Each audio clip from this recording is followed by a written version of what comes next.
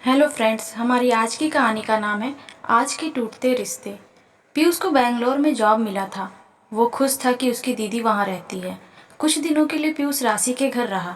सब ठीक चला, लेकिन कुछ दिनों बाद दोनों में अनबन होने लगी। राशि को अपने भाई पीयूष के रहने से तकलीफ होने लगी।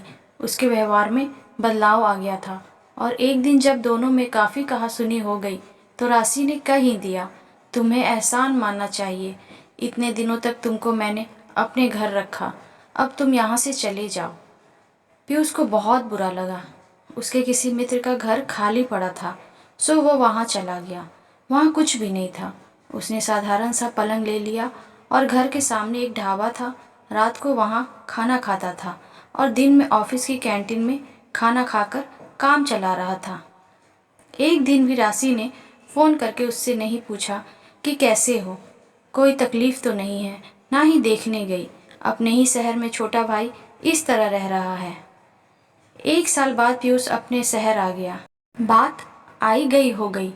माता ने जब बेटी का व्यवहार ऐसा देखा तो उसे बुरा लगा। उसने समझाने का प्रयत्न किया, लेकिन सबके पास अपनी ही कहानी होती है।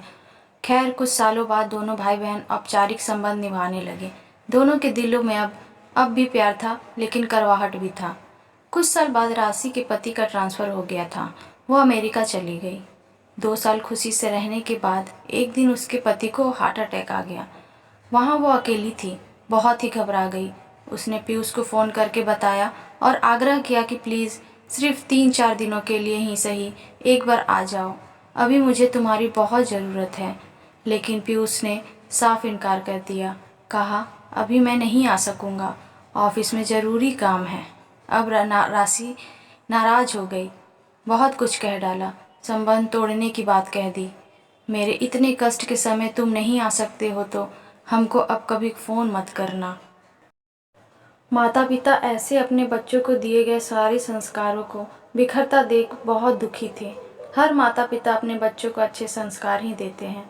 बचपन तक तो ठीक रहते हैं, लेकिन बड़े होकर बहुत से बच्चों के विचार बदल जाते हैं। बचपन में दोनों भाई बहन बड़े प्यार से रहते थे। पूरा परिवार एक साथ छुट्टियां मनाने जाया करता था। पीयूष भी बचपन में बहुत संस्कारी था, लेकिन विवाह के बाद उसका बदला रूप देखकर बहुत आश्चर्य हुआ। अब वो अपनी पत्नी और बेटे को ही अपना परिवार मानता है। माता पिता को कभी कभी अपने घर बुलाता है, लेकिन उन्हें भी ऐसा लगता है कि वो वहाँ कोई मेहमान है।